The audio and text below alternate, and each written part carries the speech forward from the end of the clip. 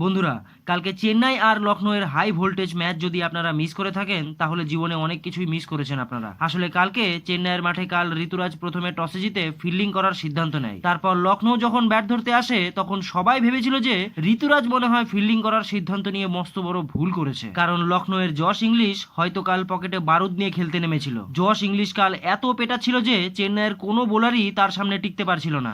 Josh English কাল মাত্র 33 বলে 85 রান করে, তাও আবার 250 বেশি স্ট্রাইক রেটে। কিন্তু ঠিক তারপরেই জিমি ওভারটন তার উইকেট নেয় এবং আনসুল কাম্বোজ 2 উইকেট নিয়ে চেন্নাইকে আবারও ম্যাচে ফিরিয়ে আনে। শুধু তাই নয়, নূর আহমেদ তার বিষাক্ত স্পিন বল দিয়ে লখনৌয়ের ব্যাটসম্যানদের প্যাভিলিয়নে পাঠাতেই থাকে, যার কারণে লখনৌ 20 ওভারে 203 রান করে 204 রানের টার্গেট দেয় চেন্নাইকে। কিন্তু এত রানের টার্গেট এর আগে কখনো চেন্নাই তাদের নিজের ঘরে চেস করতে পারেনি। তবে কাল যখন সঞ্জু আর গাইকোয়াড় চেস করতে নামে তখন তারা শুরু থেকেই পেটানো শুরু করেছিল। সঞ্জু স্যামসন 14 বলে 28 রান করে চেন্নাইকে ভালো আরম্ভ করিয়ে দেয়, আর অন্যদিকে ঋতুরাজ গাইকোয়াড় 28 বলে 42 রান করে চেন্নাইয়ের রানের গতি কম হতে দেয় না। কিন্তু আসল খেলা হয় তারপরেই উর্বিল পাটেল এমন খেলা দেখায় যে গোটা চেন্নাই একেবারে দাঁড়িয়ে থেকে তার খেলা দেখছিল। সে মাত্র 13 বলে নিজের হাফ সেঞ্চুরি পূরণ করে ফেলে। সে 7 বলে 6টি ছয়ও মেরেছিল। উর্বিল পাটেল কাল ধুয়াধার খেলে 23 বলে 65 রান করে যখন আউট হয় ততক্ষণে চেন্নাই প্রায় ম্যাচ জিতেই গিয়েছিল। শেষে গিয়ে শিবম দুবে এবং প্রশান্ত বীরের কিছু রানের জন্য